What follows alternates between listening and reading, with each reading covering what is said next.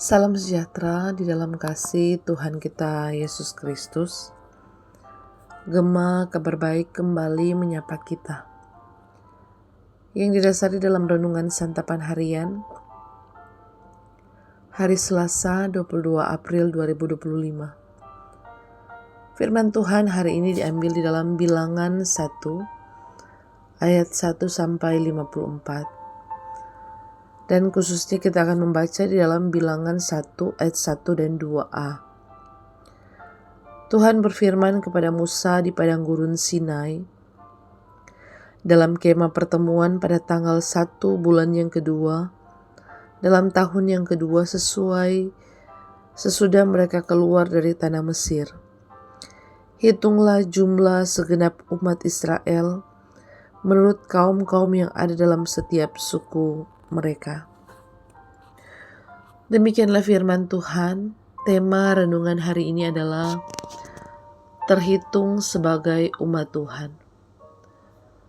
Saudara, ketika sensus yang pertama bagi bangsa Israel akan diadakan, kebanyakan dari mereka waktu itu mungkin bertanya-tanya, apa maksud Tuhan memerintahkannya?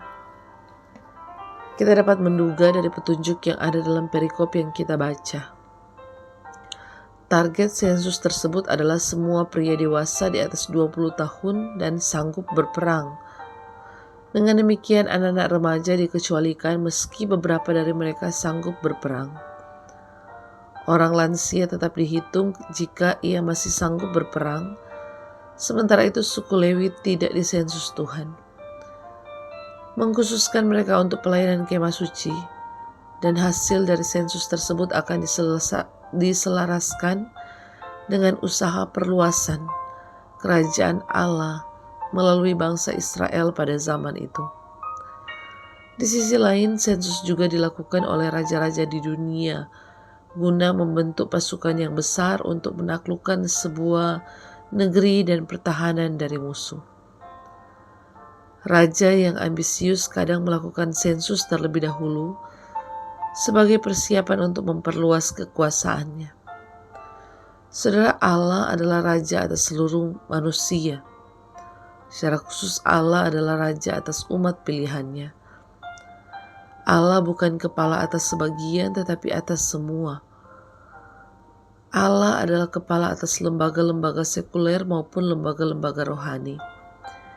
Ia komandan bala tentara sekaligus imam agung. Sebagai kepala, ia berkuasa mengatur keluar masuknya pasukan dan menentukan jabatan setiap orang. Dengan sabdanya ia membuka dan dengan titanya ia menutup. Saudara yang dikasihi Tuhan, apakah Anda terhitung sebagai umatnya? Jika ya, dalam bagian apa Allah menempatkan Anda untuk melayani Dia? Sesungguhnya semua pekerjaan yang baik merupakan ibadah kepada Allah bila kita melakukannya dengan segenap hati untuk memuliakan Dia. Orang yang berdagang di pasar dapat memuliakan Tuhan sama seperti seorang vikaris yang berkhotbah di gereja. Syukur kepada Allah yang memberi kita pekerjaan untuk kita lakukan dengan tekun di dunia. Melaluinya kita tidak hanya memiliki pendapatan, tetapi juga pelayanan. Amin firman Tuhan. Mari kita berdoa. Kami bersyukur karena kami punya Allah yang menjadi raja di atas segala raja, yang menjadi kepala, baik sebagai kepala atas lembaga-lembaga sekuler maupun kepala lembaga-lembaga rohani. Dan Engkau adalah Allah yang mengatur, Engkau Allah yang berkuasa untuk menentukan jabatan setiap kami. Bapa di sorga, biarlah ya Tuhan, sebagai umat-Mu Tuhan, kami yang adalah umat pilihan-Mu, yang terhitung sebagai bagian dari umat-Mu, untuk kami senantiasa memuliakan Engkau, meninggikan Engkau dalam segala hal yang kami kerjakan.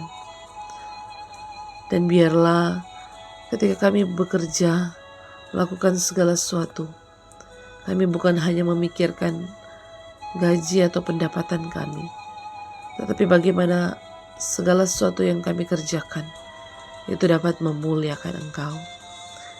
Terima kasih Tuhan untuk firman-Mu. Kami bersyukur dan kami berdoa dalam nama Tuhan Yesus Kristus. Amin. Sudah demikian Gema kabar baik di hari ini telah menyapa kita. Selamat beraktivitas. Shalom. Tuhan Yesus memberkati.